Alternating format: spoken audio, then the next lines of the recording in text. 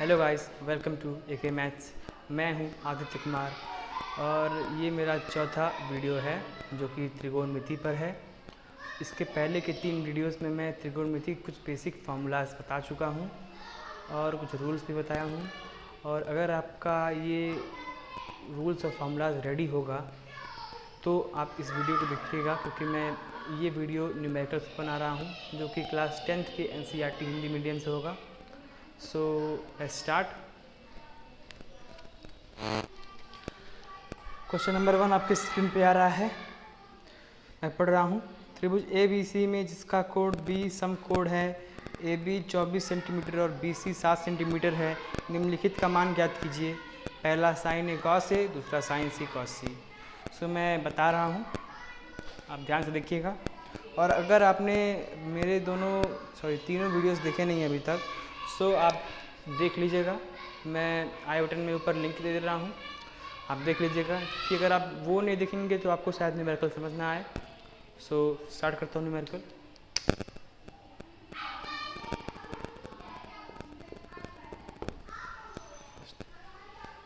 लिख देंगे इधर सॉल्व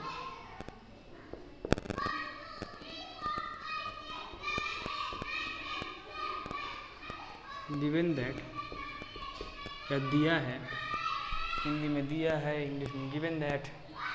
क्या क्या दिया है? समकोण त्रिभुज ABC में जो क्वेश्चन दिया है किसकी बात कर रहा है? समकोण त्रिभुज ABC की। ठीक है, क्या क्या दिया है? जो एंगल V कहा है वो क्या दिया है? समकोण है। समकोण मतलब 90 डिग्री समकोण है। और क्या दिया है? कह रहा है AB equal to 24 centimetre. AB equal to 24 centimetre. और क्या कहा है? BC equal to 7 centimetre. BC equal to 7 centimetre. ठीक, अब मैं देखिए ये सब दे दिया है, इतना हमको दिया है। अब एक मैं फिगर ड्रॉ कर देता हूँ समझाने के लिए। सो ये फिगर हो गया, समकोण त्रिभुज है क्योंकि इसका ये एंगल 90 है और 90 वाले एंगल को नाम क्या दिया है? B। सो आप A और C बच रहा चाहिए, चाहे आप A इसको मानिए चाहे इसको मानिए, डजेंट मैटर। ठीक है, चाहे आप A इसको मानिए चाहे इसको मानिए, C इसको मानिए चाहे इसको मानिए, डजेंट मैटर। ठीक है, तो मान लीजिए मैं A इसको मान लिया, C इसको मान लिया। ठीक,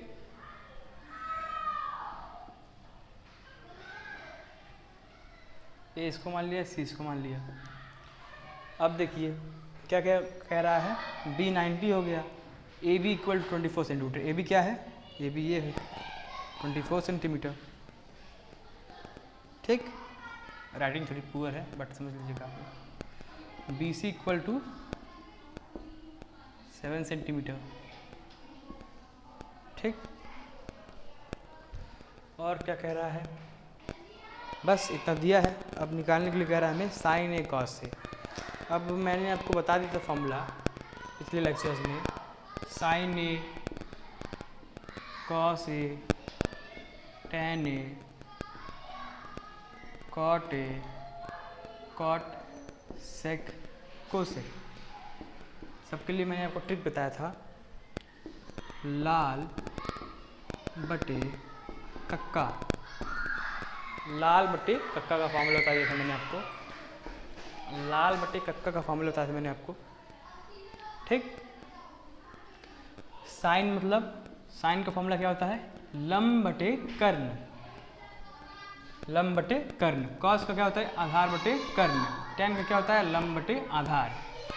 लंब बटे कर्ण, आधार बटे कर्ण, लंब बटे आधार। ठीक, कॉस का ये हो गया, टेन का ये हो गया, कॉट का आधार बटे लंब, सेक का कर्ण बटे आधार, कोसेक का कर्ण बटे लंब, साइन का उल्टा कोसेक, कॉस का उल्टा सेक, टेन का उल्टा कॉट। ये ट्रिक था।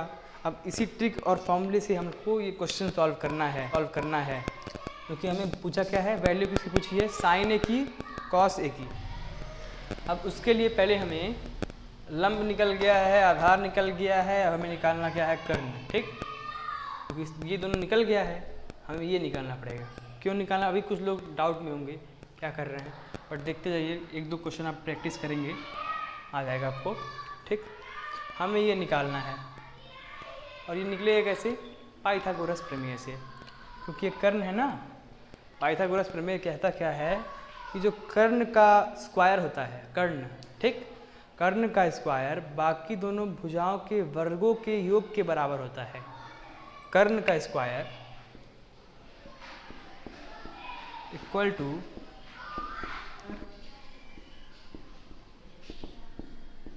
प्लस आधार का स्क्वायर। जो कर्ण का स्क्वायर होता है वो लंब के स्क्वायर धन आधार के स्क्वायर के बराबर होता है। ठीक,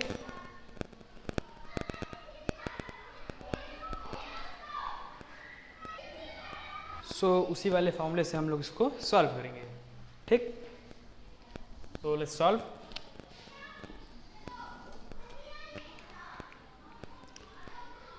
अब यहाँ लिखेंगे हम पाइथागोरस प्रमेय से। ठीक, पाइथागोरस प्रमेय से अकॉर्डिंग टू पाइथागोरस थ्योरम। ठीक, होता क्या है, जो AC का स्क्वायर होगा, AC मतलब कर्ण का स्क्वायर होगा, ये AC कर्ण है ना, ये कर्ण का जो वर्ग होगा वो स्क्वायर जो होगा वो AB के वर्ग प्लस BC के वर्ग के बराबर होगा। ठीक, बताया मैंने, लंब के वर्ग और आधार के वर्ग के बराबर होगा, क्योंकि ये इन दोनों में लंब कोई हो सकता है, क्लियर नहीं है। सो मैं लंब और कर्ण का वो फॉर्मूला नहीं लिख रहा हूँ, सीधे ये फॉर्मूला लिख रहा हूँ, समझ जाइएगा आप लोग। ठीक है, मतलब मैं समझा रहा हूँ कि अगर मैं ये जो कर्ण स्क्वायर वाला फार्मूला, कर्ण स्क्वायर प्लस इक्वल टू लंब स्क्वायर धन आधार स्क्वायर का फार्मूला अगर यूज़ करता, ठीक, ये फार्मूला अगर मैं यूज़ करता तो अभी लंब क्लियर नहीं है कि लंब ये है या ये है, लंब ये है या ये है। सो मैं लंब ये वाला फार्मूला यूज़ ना करके वो यूज़ किया। ठीक, दोनों सेम ही है, फार्मूला क्या बोल रहा हूँ, सेम ही है, बट समझने का फेर है। अगर आप समझ गए तो कोई दिक्कत नहीं है।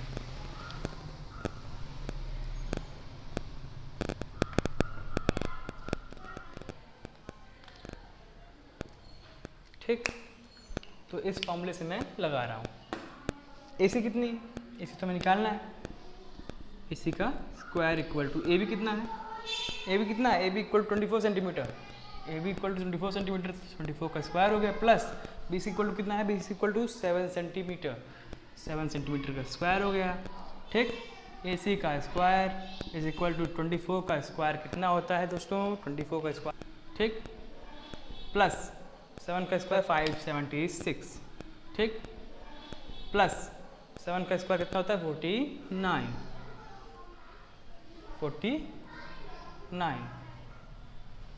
दोनों को ऐड कर लीजिए, AC square equal to 576 plus 9, 9 6 15, 5 में लेग, 7 4 11, 1 12 को में लेग, 5 1 6, 625। ठीक, AC का हमें निकालना है AC। ठीक, AC निकालना है, ना कि AC स्क्वायर, AC निकालना है। ये AC भुजा, AC मतलब ये भुजा निकालनी है, तो ये स्क्वायर आ रहा है। आप शायद पढ़े हो पहले वाले क्लासेस में, आप पढ़े होंगे शायद कि स्क्वायर अगर उस पक्ष में जाता है तो इधर अंडर रूट लगता है, शायद आप लोग पढ़े हों। ठीक, लगता है, नहीं पढ़े होंगे तो मैं इस पर एक अलग वीडियो बना दूंगा, वर्गमूल पर या इस सब पर, वर्गमूल कैसे निकालते हैं। ठीक, कमेंट कीजिए, उस हिसाब से कमेंट करेंगे तब बताऊंगा। ठीक, अब 625 को मैं क्या लिख सकता हूँ, 25 × 25 लिख सकता हूँ। वर्गमूल में जब लेते हैं, अगर वर्गमूल के अंदर किसी का पेयर बनता है, जोड़ा बनता है, ठीक, जोड़ा बनता है, तो उसको वर्गमूल से बाहर निकाल करके एक बार लिखते हैं। ठीक, सो AC इक्वल टू 25। क्या बताया मैंने अभी तुरंत आपको कि अगर वर्गमूल में देखिए 625 था अंडर रूट में 625 को मैंने लिख दिया 25 गुणे 25। क्यों लिख दिया? क्योंकि 25 का गुणा 25 में करेंगे आप तो 625 ही मिलेगा। तो चाहे आप ये लिखिए चाहे आप ये लिखिए, डजंट मैटर, कोई फर्क नहीं पड़ता। ठीक, सो इसको मैंने 25 गुणे 25 लिख दिया। अब वर्गमूल के अंदर किसी का अगर पेयर बनता है, जोड़ा बनता है, तो उसको एक बार लिख देते हैं। ठीक, तो एक बार लिख दिया तो AC मिल गया, मीन्स AC मिल गया ये। ठीक, 25 सेंटीमीटर, ये 25 सेंटीमीटर होगा। ठीक, अब अगर आप लोग इसे नोट कर लें तो मैं रफ कर दूँ इसे। आई होप कि आप नोट कर लेंगे। अब पहुँचते हैं क्वेश्चन में। क्वेश्चन क्या कह रहा है? क्वेश्चन कह रहा है साइन ए और कॉस ए का मान निकालना है हमें। साइन ए और कॉस ए का, किसका? ये पहले का पहला कह रहा है, साइन ए का निकालना है और किसका निकालना है? कॉस ए का निकालना है। ठीक, साइन ए का फॉर्मूला क्या होता है? लंब बटे कर्ण। मैंने अभी बताया था आपको लाल बटे कक्का से मैंने बताया थी अभी आपको कि साइन ए का फॉर्मूला होता है लंब बटे कर्ण। ए का मतलब किसी भी कोण के लिए, ए हो चाहे ना हो। साइन का जो फॉर्मूला होता है लंब बटे कर्ण। कॉस का फॉर्मूला क्या होता है? आधार बटे कर्ण। ठीक, ये हो गया फॉर्मूला। अब देखिए थोड़ा समझिएगा, यहाँ पे यही मेन पॉइंट है। साइन ए, अगर कोई एंगल लेते हैं इस त्रिभुज के लिए, जो एंगल लेते हैं, मान लीजिए यहाँ पे ए लिया गया है ना, ए लिया गया है, यहाँ पे ए लिया गया है, तो मतलब कि इस ट्रायंगल का, इस समकोण त्रिभुज का जो एंगल ए है उसके सामने वाली भुजा, इसे कहते हैं लंब। जो एंगल यहाँ पे लिया जाएगा उसके सामने वाली भुजा होगी लंब, और कर्ण हमेशा निश्चित है यही होगा। तो बचा क्या? ये हमेशा आधार होगा। ठीक, अगर ये वाला एंगल लेते हैं, साइन सी लेते हैं, मतलब अगर यहाँ ए ना हो करके सी होता, ठीक, तो सी लेते तो ये सी वाला एंगल ये है, तो इसके सामने वाली भुजा ये लंब होती, कर्ण तो ये है ही, आधार ये कहलाती तब। आई होप कि आप लोग समझ गए होंगे। ठीक, यहाँ पे ए है। ठीक, तो साइन ए के लिए लंब कितना है? 7 सेंटीमीटर। देखिए 7 अपॉन कर्ण कितना है निकालें अभी हम? 25 सेंटीमीटर, 25। ठीक, और देखिए कॉस ए के लिए आधार कितना है? ए है ना, ए के लिए आधार ये है, लंब ये है, आधार ये है। ठीक, ए के लिए लंब ये है, इस वाले एंगल ए के लिए लंब ये है, कर्ण तो हमेशा ये निश्चित रहेगा, हमेशा निश्चित रहेगा। तो बचा ये आधार होगा। तो आधार कितना है यहाँ पे? 24 सेंटीमीटर। 24 सेंटीमीटर यहाँ पे मैंने लिख दिया 24 अपॉन कर्ण कितना है? कर्ण कितना निकालें? 25। अभी पाइथागोरस प्रमेय से निकाला गया ना अभी हम। 24 अपॉन 25 ये हो गया, इसका वैल्यू निकल गया। सेकंड क्या कहा है? इसका बोला है साइन सी कॉस सी। ठीक, साइन सी एंड कॉस सी, दो पूछा है। साइन सी कॉस सी पूछा है, वही वाला फॉर्मूला लंब बटे कर्ण। ठीक, आधार बटे कर्ण।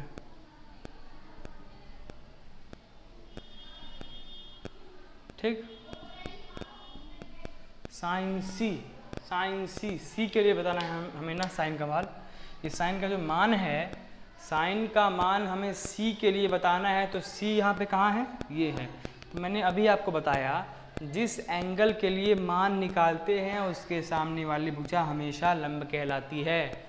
तो लंब ये हो गया, कर्ण हमेशा यही कहलाएगी, निश्चित है। और अगर लंब ये है, कर्ण ये है, तो बचा क्या? ये क्या कहलाएगी? आधार। ठीक, सो लंब कितना है? इसके लिए लंब 24 सेंटीमीटर ये है। कर्ण कितना है? कर्ण निकालना 25 है, निकालने ना भी पाइथागोरस प्रमेय से। cos c कितना है, cos c का निकालना हमें आधार बटे कर्ण। c के लिए लंब ये है तो आधार ये होगा 7। कर्ण कितना निकाले हैं 25। ठीक, सबका वैल्यू हम निकाल दिए, आंसर। ठीक, जल्दी से आप लोग नोट कर लीजिए, मैं इसे रफ करता हूँ।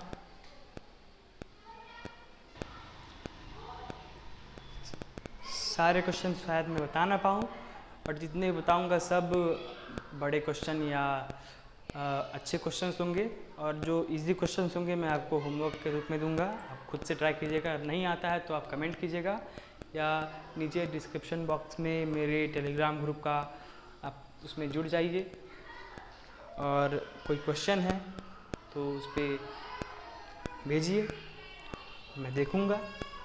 सो क्वेश्चन नंबर सेकेंड आपके स्क्रीन के सामने आ रहा है, मैं पढ़ रहा हूँ। आकृति 8.13 में tan p minus cot r का मान ज्ञात कीजिए। फिर से पढ़ते हैं क्वेश्चन को। आकृति 8.13 में tan p minus cot r का मान ज्ञात कीजिए। सो सॉल्व करते हैं इसको। क्वेश्चन नंबर सेकेंड सॉल्व करते हैं, और देखिए दिया क्या है। आकृति 8.13 ये हो गया,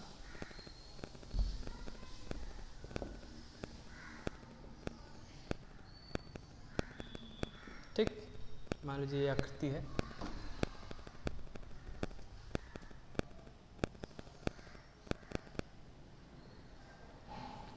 है फिगर, ठीक।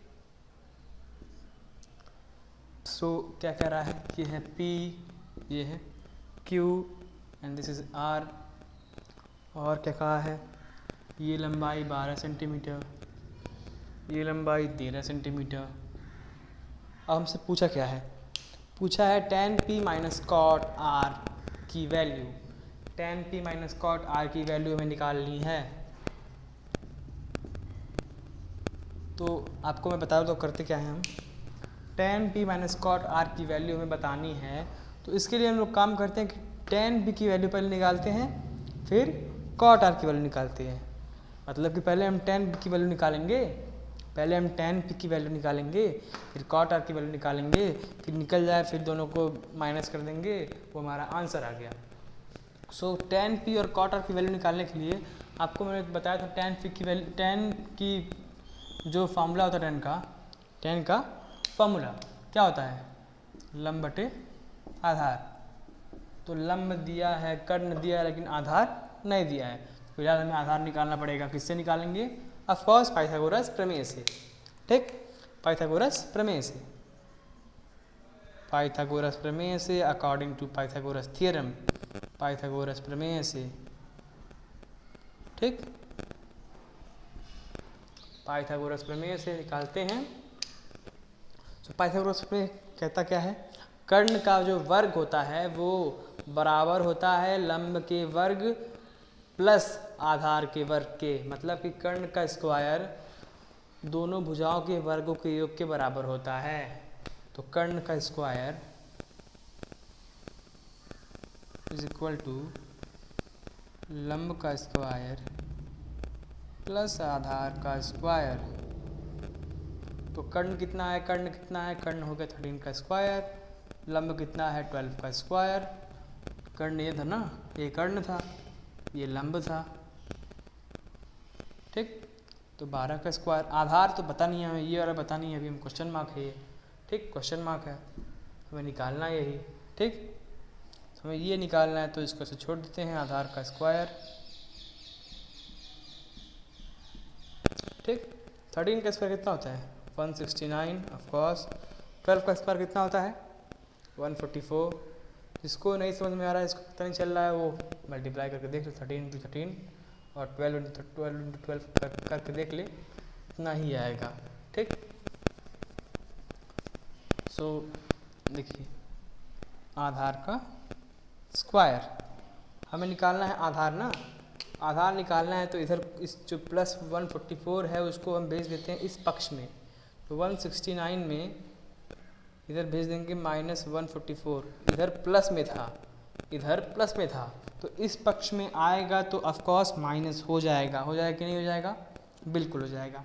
169 है, इधर 144 था, इसको मैंने इधर बुला लिया, इधर प्लस में था, इधर आएगा तो माइनस में हो जाएगा। बच्चा आधा स्क्वायर, ठीक। implies that आधार स्क्वायर इज इक्वल टू 169 में से 144 जाएगा, कितना बचेगा? 169 में से 144 जाएगा इक्वल टू 25 बचेगा। ऑफकोर्स बचेगा कि नहीं बचेगा? बिल्कुल बचेगा, ठीक। सो आधार स्क्वायर, देखिए जिसका वर्ग होता है, हमें वो मान लीजिए वर्ग को उस पक्ष में भेजना हो तो क्या लगता है? Square root. अब उस पक्ष में भेजे क्यों है वर्ग को? क्योंकि हमें निकालना है आधार, जबकि ये आधार स्क्वायर है, हमें निकालना है आधार की लंबाई निकालनी है। तो लंबाई निकालने के लिए स्क्वायर को हम उस पक्ष में भेजेंगे तो वो अंडर रूट लग जाएगा, वर्गमूल लग जाएगा। सो आधार का स्क्वायर जो होगा हो जाएगा अंडर रूट 25। इसको हम लोग क्या लिख सकते हैं? क्या 5 × 5 25, 5 5 25। सो आधार का स्क्वायर इज इक्वल टू, जिसका रूट में पेयर बनता है उसको एक बार रूट से निकाल कर एक बार लिख देते हैं, बन गया, ठीक। आधार की वैल्यू निकल गई 5, क्या होगा? सेंटीमीटर, क्योंकि बाकी सब भी सेंटीमीटर में ही था ना, ठीक। ये निकल गया। अब देखिए हमें निकालना क्या है? tan p - cot r। tan p - cot r निकालने के पहले हम निकालते हैं tan p। निकालना क्या था हमें? tan p - cot r निकालना है। उसके पहले हम लोग निकालते हैं tan p निकालते हैं अलग, cot r निकालते हैं अलग, फिर दोनों को माइनस कर देंगे। तो tan p का फॉर्मूला क्या होता है? tan का लंब बटे आधार होता है कि नहीं होता है? बिल्कुल होता है। लंब कितना है? लंब कितना है? 12 सेंटीमीटर, 12 हो गया। आधार कितना हो गया? 5 सेंटीमीटर, ठीक। फिर निकालना क्या है हमें? cot r, ठीक। cot r निकालना है। जस्ट से गलती होगा थोड़ा सा, देखिए तो tan p निकालना है हमें ना। tan p का फॉर्मूला क्या होता है? लंब बटे आधार। तो कौन से एंगल की बात हो रही है इधर? p की बात हो रही है। किसकी? p की बात हो रही है। tan p की बात हो रही है ना, मतलब कि इस वाले एंगल की बात हो रही है। तो इस एंगल के लिए लंब कौन सा होगा? इस एंगल के लिए उसके सामने वाला भुजा लंब होता है। जिस एंगल की बात करते हैं, देख लीजिए, जिस एंगल की बात करते हैं उस एंगल के सामने वाला भुजा लंब कहलाता है, हमेशा, ठीक। देखिए p की बात हो रही है तो लंब कौन सा हो गया? ये, और ये निकाले कितना हम? 5 सेंटीमीटर, ठीक। तो ये लंब हो गया, तो यहाँ पुट करते हैं 5। आधार कितना? जब ये लंब हो गया और कर्ण ये है, आधार ये होगा, कितना हो जाएगा? 12 सेंटीमीटर, ठीक। ये निकल गया। अब हम निकालते हैं क्या? cot r। cot r का फॉर्मूला क्या होता है? आधार बटे लंब, ठीक। आधार बटे लंब, आधार कितना है? किस वाले एंगल की बात हो रही है? r की ना, इस वाले एंगल की बात हो रही है, एंगल r की। एंगल r जिसकी बात होती है उसके सामने वाला होता है लंब, ठीक है। उसके सामने वाला होता है लंब, तो r है ना, उसके सामने वाला ये हो गया लंब, और ये हो गया कर्ण, ये हो गया आधार, ठीक। तो आधार में पहले पुट करना है, तो आधार ये है, पुट कर दिया मैंने 5, और लंब कितना है? 12। देखिए ना, cot r इस वाले एंगल की बात हो रही है, इस वाले एंगल की बात हो रही है, तो इसके सामने वाला क्या हो जाएगा? लंब। तो लंब ये हो गया, तो लंब की जगह पे 12 पुट कर दिया मैंने, 12 मैंने पुट कर दिया। आधार कितना हो गया? आधार ये 5 पुट कर दिया मैंने। अब हमें निकालना क्या है? निकालना है हमें tan p - cot r is equal to, कितना निकालना है? हमें इसकी वैल्यू निकालनी है। तो tan p की वैल्यू कितनी है? 5/12 हो गई, माइनस cot r की वैल्यू कितनी है? cot r की वैल्यू भी 5/12 भी है, देख लीजिए, 5/12 इसकी वैल्यू, 5/12 इसकी वैल्यू। हो गई, 5/12 हो गई। तो ये प्लस में था, ये माइनस में था, कट गया कि नहीं कट गया? बिल्कुल कट गया। कितना चीज़ प्लस में था, इतना चीज़ माइनस में था, कट गया, बचा कितना? 0। ये हो गया आंसर। ठीक, नोट कीजिए। अगर समझ ना आया हो तो कमेंट कीजिए, बिल्कुल नहीं समझ में आया होगा तो मैं कुछ अगली बार से और अच्छी तरह से समझाने की कोशिश करूँगा। ठीक, तो रख करता हूँ मैं।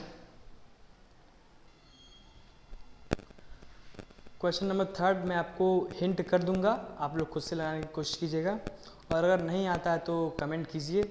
और अगर आप चाहें तो नीचे डिस्क्रिप्शन बॉक्स में मेरा टेलीग्राम ग्रुप का लिंक होगा, आप उसमें ज्वाइन हो सकते हैं। और उसमें कुछ ना आए, कुछ क्वेश्चंस ना आए तो आप भेज सकते हैं, मैं देखूंगा। ठीक, सो क्वेश्चन नंबर 3 में आपको हिंट करता हूँ। क्वेश्चन नंबर 3 क्या क्या रहा है वो देख लीजिए। कह रहा है, स्क्रीन के सामने देखिए आप, यदि साइन ए इक्वल टू 3/4 तो कॉस ए और tan ए की वैल्यू निकालनी है। साइन ए इक्वल टू 3/4 हमें दे दिया है, sine A equal to 3/4, sine A equal to 3/4 दे दिया है। तो साइन ए का वैल्यू फॉर्मूला आप जानते हैं, साइन ए इक्वल टू क्या होता है? लंब बटे कर्ण, होता है कि नहीं होता है? लंब बटे कर्ण इक्वल टू 3/4। तो कंपेयर कर लीजिए, लंब कितना हो गया? 3, कर्ण हो गया 4, कंपेयर कर लीजिए।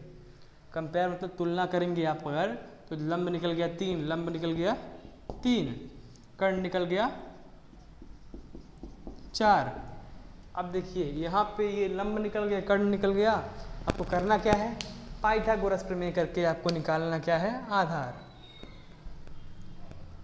आधार निकालना है आपको, आधार निकालना है। आधार आपको कुछ निकल जाएगा, आधार निकल जाएगा तो निकालना क्या है? साइन ए की वैल्यू, और किसकी निकालनी है? साइन ए दिया हुआ है, कॉस ए और tan ए, कॉस ए और tan ए निकालना है। तो सब कुछ निकल जाएगा। तो कॉस ए का फॉर्मूला रखना है, वैल्यू पुट करनी है, tan ए का फॉर्मूला रखना है, वैल्यू पुट करनी है। कॉस ए कौन सा फॉर्मूला? आधार बटे कर्ण वाला। आधार बटे कर्ण मतलब आधार वाले निकाल लीजिएगा आप लोग पाइथागोरस प्रमेय से। फिर कर्ण तो यहाँ निकला ही हुआ है, वैल्यू पुट करेंगे, जो आंसर आएगा, जो मिलेगा आंसर हो गया। ऐसे tan ए भी कर लीजिएगा। ठीक, मैं रफ करता हूँ।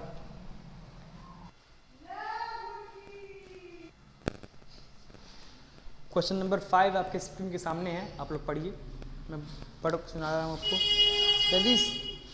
यदि सेक थीटा इक्वल टू 13/12, यदि सेक थीटा इक्वल टू 13/12 हो तो अन्य सभी त्रिकोणमितीय अनुपात परिकलित कीजिए। कह रहा है यदि सेक थीटा इक्वल टू 13/12 हो तो अन्य सभी त्रिकोणमितीय अनुपात, क्वेश्चन नंबर 4 क्वेश्चन नंबर 4 आपके स्क्रीन के सामने, आप लोग पढ़िए। कह रहा है यदि 15 cot a इक्वल टू 8 हो तो साइन ए और सेक ए का मान ज्ञात कीजिए। फिर से, cot a इक्वल टू 8 है, cot a इक्वल टू 8 है तो साइन ए और सेक ए का मान ज्ञात कीजिए। ठीक है, तो क्वेश्चन क्या कह रहा है? क्वेश्चन नंबर 4 है, fourth solve. Question number 4 solve हो रहा है। सो कहा क्या है? गिवन दैट, क्या दिया है? हाँ, 15 cot a इक्वल टू 8 ये दिया है। हमें निकालना क्या है? साइन ए और सेक ए। तो एक काम मैं ऐसे कर सकता हूँ क्या? cot a को मैं इधर छोड़ देता हूँ, 15 यहाँ है। अब मेरे को ये सोच के बताइए आप, ये 15 जो cot के साथ है तो यहाँ बीच में कौन सा चिन्ह होगा? बिल्कुल मल्टीप्लाई का चिन्ह होगा। ठीक, मल्टीप्लाई है, मल्टीप्लाई का चिन्ह अगर है 15 इंटू कॉट, कुछ नहीं है मतलब मल्टीप्लाई है। तो अगर मैं 15 को इधर भेजूँ तो क्या चिन्ह बन के आएगा? अगर मैं 15 को इधर भेजूँगा तो वो डिवाइड बन करके आएगा। 15 इधर मल्टीप्लाई में इधर आएगा तो डिवाइड में हो जाएगा। अगर प्लस में होता तो इधर आएगा तो माइनस में, माइनस में होता तो प्लस में, मल्टीप्लाई है तो डिवाइड में, डिवाइड होता तो मल्टीप्लाई में। ठीक है, सब उल्टा चलता है यहाँ पे। ठीक, अब कॉट की वैल्यू निकल गई। अब निकालना क्या है, देखिए कॉट ए का फॉर्मूला क्या होता है। कॉट ए का फॉर्मूला क्या होता है, आधार बटे लंब, ठीक, इक्वल टू 8/15। आधार हो गया 8, लंब हो गया 15।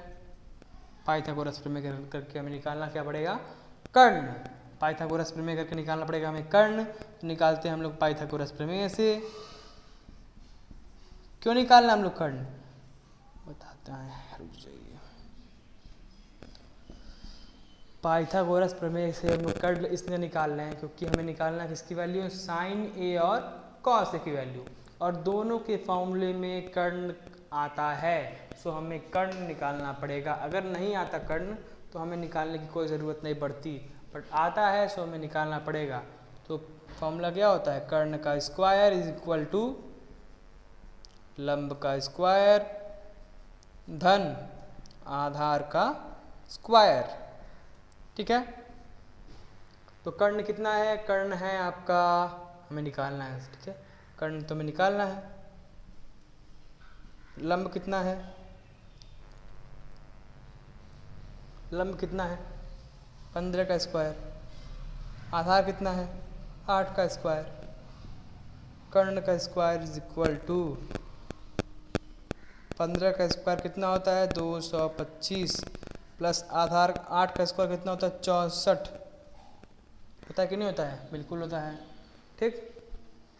सो निकालना है हमें कर्ण का स्क्वायर इक्वल टू 225 में 64 जोड़ेंगे, कितना होगा दोस्तों, 225 में 64 जोड़ेंगे, ऑफकोर्स 289 होगा, ठीक, 289 होगा। अभी मैंने आपको बताया हमको निकालना क्या है, कर्ण, ना कि कर्ण का स्क्वायर। हमें निकालना है कर्ण, ना कि कर्ण का स्क्वायर। तो स्क्वायर को उधर भेज देंगे, हम उधर भेज देंगे, क्या हो जाएगा, अंडर रूट लग जाएगा, अंडर रूट लग गया तो 289 का अंडर रूट। अब आप सोच के बताइए कि 289 को इसका वर्गमूल क्या होगा। क्या हम इसको किसी जोड़े के रूप में लिख सकते हैं, किसी जोड़े के रूप में लिख सकते हैं, किसी पेयर में लिख सकते हैं, ऑफ कोर्स लिख सकते हैं। 17 × 17 लिख सकते हैं कि नहीं लिख सकते हैं, बिल्कुल। मल्टीप्लाई करके देख लीजिए, इतना ही आएगा, ठीक। तो कर्ण निकल गया हमारा। जब जिसका 2 बार पेयर बनता है उसको हम अंडर रूट से निकाल करके एक बार लिखते हैं 17, पेयर बन रहा था, एक बार लिख दिया, 17 हो गया, ठीक है। निकल गया कर्ण हमारा, निकल गया कर्ण, ये हो गई हमारी वैल्यू कर्ण की। अब हमें क्या निकालनी है, साइन ए और सेक ए। देखिए साइन ए और सेक ए निकालनी है। साइन ए का फॉर्मूला क्या होता है, लंब बटे कर्ण। तो लंब कितनी होती है, लंब कितनी है, लंब कितनी है 15 है, और कर्ण कितना निकाले हम लोग 17 निकाले हैं, ठीक। लंब 15 कर्ण 17 निकल गया हमारा। अब निकालना क्या है हमें, कॉस ए। कॉस ए निकालना है हमें, वो फॉर्मूला क्या होता है, आधार बटे कर्ण। आधार बटे कर्ण, आधार कितना हो गया, यहाँ पे आधार 8 है, कर्ण कितना निकालने हैं 17। आप देखिए यहाँ पे ये नहीं दिया है कि कितना ये सेंटीमीटर में होगा या मीटर में होगा, ठीक है, या किलोमीटर में होगा, ठीक, लेकिन ये सब दिया नहीं है। तो यहाँ लिख सकते हैं इकाई, कि सबके सामने मात्रक लगाना अनिवार्य है, अगर मात्रक नहीं है तो इकाई लिखते हैं हम लोग। से बाकी आप क्वेश्चन पढ़े होंगे अभी तक, जितना भी त्रिभुज बन के आया था उसमें ये सब सेंटीमीटर में था या मीटर में होता, लेकिन यहाँ पे कुछ दिया नहीं है। तो यहाँ हम लोग लिख सकते हैं इकाई, यहाँ भी लिख सकते हैं हम लोग इकाई, यहाँ भी लिख सकते हैं हम लोग इकाई, ठीक।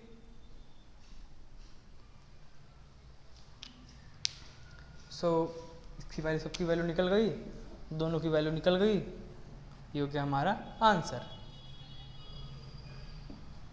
ठीक।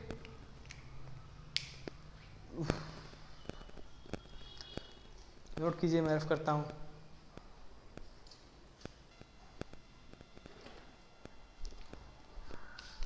क्वेश्चन नंबर 5 मैं आपको हिंट कर देता हूँ, आप लोग ट्राई कीजिएगा। अगर नहीं आता तो कमेंट कीजिए या फिर टेलीग्राम ग्रुप में आप लोग मैसेज कीजिए, ठीक है। मैं अगर नहीं आया तो बिल्कुल बताऊंगा, ठीक है, बट टेलीग्राम ग्रुप में बताऊंगा, ठीक। तो क्वेश्चन पढ़ता हूँ मैं। कह रहा है यदि सेक थीटा इक्वल टू 13/12 हो तो अन्य सभी त्रिकोणमितीय अनुपात परिकलित कीजिए। कह रहा है सेक थीटा इक्वल टू 13/12 है, मतलब कि सेक थीटा इक्वल टू 13/12 कह दिया है। सेक थीटा इक्वल टू 13/12 कह दिया है।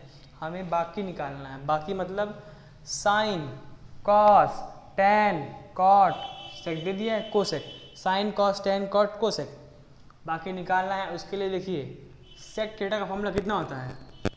सेक थीटा का फॉर्मूला होता क्या है, कर्ण बटे आधार, कॉस का ठीक उल्टा। यहाँ से आप कंपेयर कर लेंगे, कर्ण मिल जाएगा, आधार मिल जाएगा, हमें निकालना क्या पड़ेगा, लंब। और लंब क्यों निकालेंगे, क्योंकि जो बाकी आप त्रिकोणमितीय अनुपात निकालेंगे, चाहे साइन या कोसेक, इन सब में कर्ण की लंब की ज़रूरत पड़ेगी। लंब की ज़रूरत पड़ेगी, सो आपको लंब निकालना पड़ेगा। कैसे निकालेंगे, पाइथागोरस प्रमेय से। पाइथागोरस प्रमेय से लंब निकाल सकते हैं आप लोग, बिल्कुल निकाल सकते हैं, ट्राई कीजिएगा। और लंब निकाल करके सबकी वैल्यू, मान लीजिए साइन है, साइन थीटा है तो लंब बटे कर्ण, ठीक है। ऐसे लिख करके लंब का वैल्यू जो आप निकालेंगे पाइथागोरस प्रमेय से, यहाँ पे आप पुट करेंगे और कर्ण की वैल्यू यहाँ पे 13 है ही, पुट करेंगे, बस सबका ऐसे लिख देंगे, आंसर हो गया, ठीक। ऐसे लिखिएगा, ट्राई कीजिएगा, नहीं आएगा तो मैसेज कीजिएगा, ठीक है, कमेंट कीजिएगा, ठीक। क्वेश्चन नंबर 6 आपके स्क्रीन के सामने आ रहा है, आप लोग पढ़िए, मैं पढ़ता हूँ। कह रहा है कि यदि एंगल ए और एंगल बी न्यून कोण हो तो जहाँ cos A equal to cos B, तो दिखाइए कि angle A equal to angle B। तो सबसे पहले आप ये समझिए कि न्यून कोण क्या होता है। न्यून कोण क्या होता है, जो वर्ड उसमें आया है न्यून कोण, उसका मतलब क्या है, न्यून कोण। तो न्यून कोण का मतलब होता है 90 अंश से छोटा, ठीक, 90 अंश से छोटा। सो 90 अंश से छोटा कह दिया, और क्या कहा है, एंगल ए और एंगल बी 90 अंश से छोटा है, ठीक। सो एंगल ए और एंगल बी 90 अंश से छोटा है। देखिए 6th क्वेश्चन, ठीक। कह रहा है, मान लीजिए एक त्रिभुज है, ठीक, ए बी। तो कह दिया कि एंगल ए और एंगल बी 90 अंश से छोटा है। तो क्या इस त्रिभुज की ये भुजा कभी ए या बी में से कोई एक होगी, ये पहले मेरे को बताइए। क्या कभी ये भुजा ये कोण ए या बी में से कोई एक होगी क्या, नहीं होगी। क्यों नहीं होगी, क्योंकि ए और बी न्यून कोण है, ए और बी लेस देन 90 डिग्री, मतलब 90 अंश से छोटे हैं। सो बट जबकि ये 90 अंश ही है, जबकि ये 90 अंश है और ये 90 अंश से छोटे हैं, तो ए और बी यहाँ पे हो सकते हैं।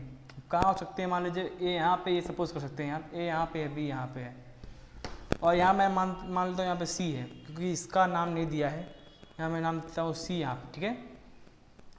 और एक चीज़ और कह दिया क्वेश्चन में, cos A equal to cos B, ये कह दिया है हमें, cos A equal to cos B, ठीक है।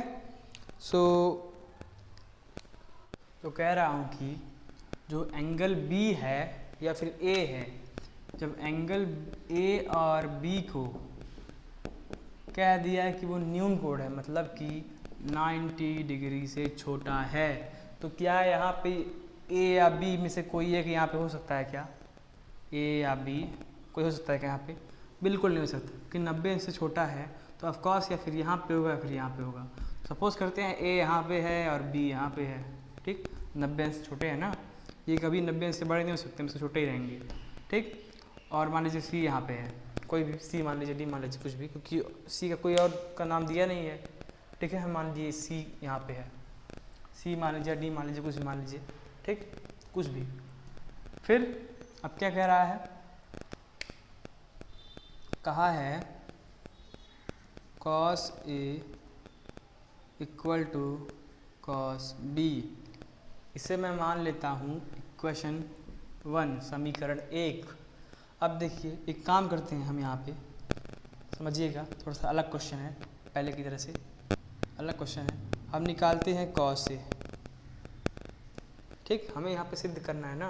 तो यहाँ पे आप देखिए cos A निकालें अगर हम, तो cos A इक्वल टू क्या होगा, cos A इक्वल टू क्या होता है, cos A मतलब होता है, फॉर्मूला होता है आधार बटे कर्ण, होता है कि नहीं होता है, ऑफ कोर्स होता है। तो A के लिए, एंगल A के लिए आधार कहाँ है, जो एंगल लेते हैं उसके सामने वाला लंब होता है, आधार ये होगा, ठीक है, और कर्ण यहाँ होगा, ठीक।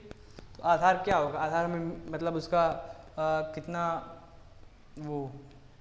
कितना लंबा है, लंबाई है, कुछ दिया नहीं है, लेकिन हम ये सपोज करते हैं AC ले लेते हैं, इसको AC मान लेते हैं, ठीक है, AC, आधार को AC मान लिया। कर्ण कितना है, AB, ठीक, AB मान लिया कर्ण को। इससे मैं इक्वेशन 2 नाम देता हूँ, समीकरण 2, ठीक। अब निकालता हूँ cos B निकालता हूँ। cos B का फॉर्मूला क्या होता है, cos B है ना, वही फॉर्मूला होगा आधार बटे कर्ण, cos है तो फॉर्मूला वही रहेगा।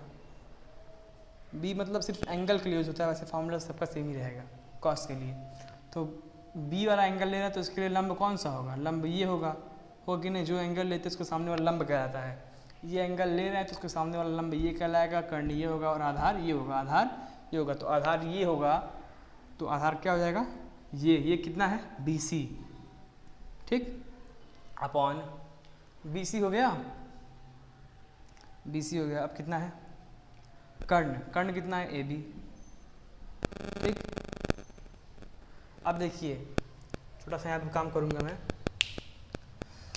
यहाँ लिखता हूँ मैं समीकरण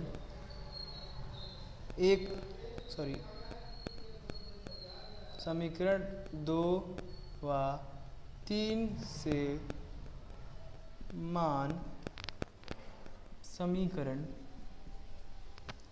1 में रखने पर, ठीक है, समीकरण 2 व 3 से, फर्स्ट ये था, सेकंड ये, थर्ड ये था, समीकरण 2 व 3 से मान समीकरण 1 में रखने पर, क्यों रख रहा हूँ अभी आपको समझ में आएगा। समीकरण 2 व 3 से मान समीकरण 1 में रखने पर, देखिए क्यों रख रहे हैं हम, देखिए AC, यहाँ देखिए cos, यहाँ समीकरण A है ना, समीकरण 1 पर लिख दे रहे हैं हम, cos A equal to cos B था। तो अगर हम वैल्यू पुट करें तो cos A का वैल्यू कितना है यहाँ पे, AC upon AB, cos A का वैल्यू निकाले हैं हम इतना, AC upon AB, cos A का वैल्यू AC अपॉन AB निकाले हैं, यहाँ पे पुट कर दे रहे हैं हम, AC अपॉन AB, ठीक है। cos B कितना है, cos B की वैल्यू निकालें अभी हम, BC अपॉन AB, निकाले कि नहीं निकाले हैं, ठीक, BC अपॉन AB निकाले हैं, तो यहाँ हो गया BC अपॉन AB। अब देखिए कुछ कट रहा है क्या, बिल्कुल कट रहा है, यहाँ AB से AB कट गया, ऑफ कोर्स कट गया, बचा कितना, AC इक्वल टू BC। अब देखिए यहाँ भी ये समझने वाली बात है, ठीक है, कोई सॉल्व नहीं करना है, कुछ करना नहीं है। देखिए क्या रहा है, AC equal to BC, AC मतलब कहाँ है, AC ये है कि नहीं, AC मतलब यही हुआ ना, इक्वल टू BC मतलब ये। अब निकल के ये आया कि AC बराबर BC है,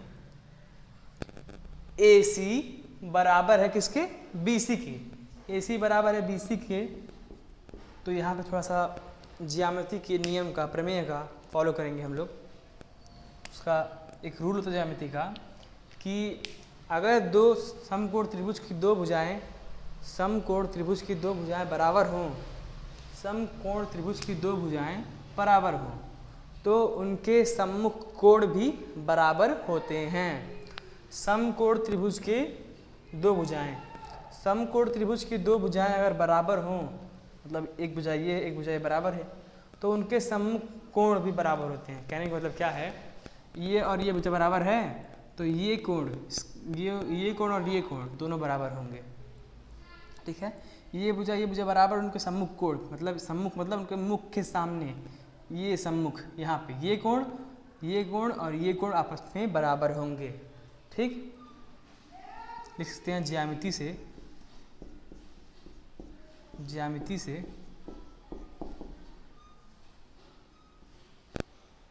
लिख सकते हैं आप इधर, चूंकि AC बराबर BC, समकोण त्रिभुज ABC में AC बराबर BC, अतः क्या लिख सकते हैं, फिर नियम यहाँ पे मैं लिख दे रहा हूँ,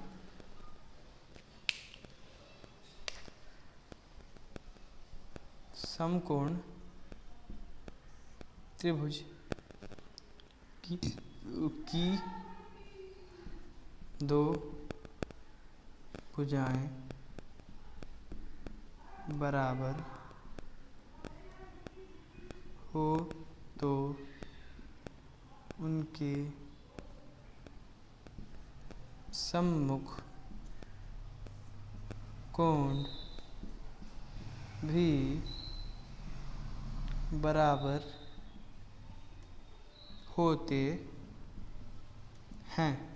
ठीक, समकोण त्रिभुज की दो भुजाएं बराबर हों तो उनके सम्मुख कोण भी बराबर होते हैं।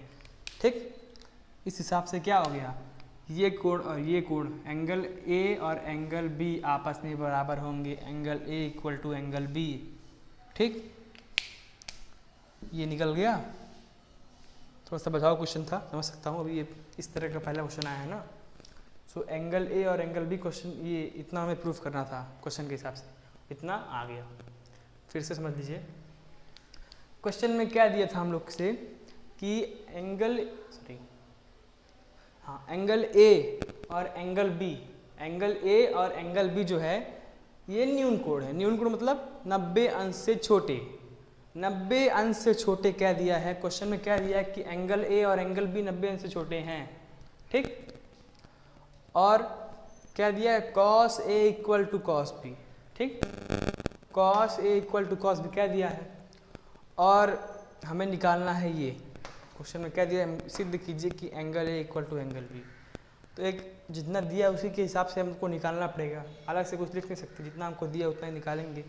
क्या कह रहा है, हम निकाल सकते हैं cos A की वैल्यू, cos A की वैल्यू फॉर्मूले से निकालेंगे। cos A इक्वल टू होता है आधार बटे कर्ण, आधार के यहाँ पे कितना हो गया, cos A इक्वल टू आधार बटे कर्ण। तो cos A है, A के लिए लंब ये हो गया, आधार ये हो गया, आधार AC upon AB, cos B उसी तरह निकाल लिए, BC अपॉन AB।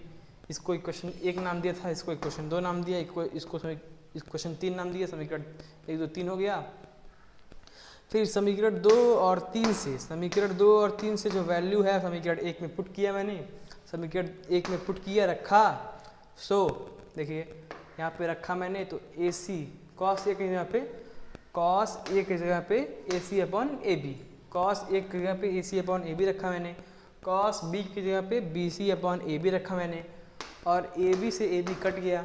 ठीक है, AB से AB कट गया, बचा कितना, AC बराबर BC, AC बराबर BC मतलब कि ये भुजा और ये भुजा बराबर है आपस में। तो ज्यामिति कहती है कि अगर समकोण त्रिभुज की दो भुजाएं अगर बराबर होती हैं, उनके सम्मुख कोण भी बराबर होते हैं। मतलब कि angle A equal to angle B, angle A equal to angle B प्रूफ हो गया। चलिए, आज हम 1 से 6 तक क्वेश्चन सॉल्व किए। बाकी क्वेश्चन आप ट्राई कीजिएगा, नहीं आता है तो मैं अगले वीडियो में बताऊंगा। और अगर वीडियो पसंद आया हो तो प्लीज़ लाइक कीजिए, सब्सक्राइब कीजिए और बेल आइकन दबाइए। अगर पसंद आता हो तो प्लीज़ शेयर कीजिए, कि आपके शेयर से हमें मिलेगा इंस्पिरेशन और हम सपोर्ट फील करेंगे। सो प्लीज़ शेयर कीजिए। सो मिलते हैं आपसे अगले वीडियो में, बाय।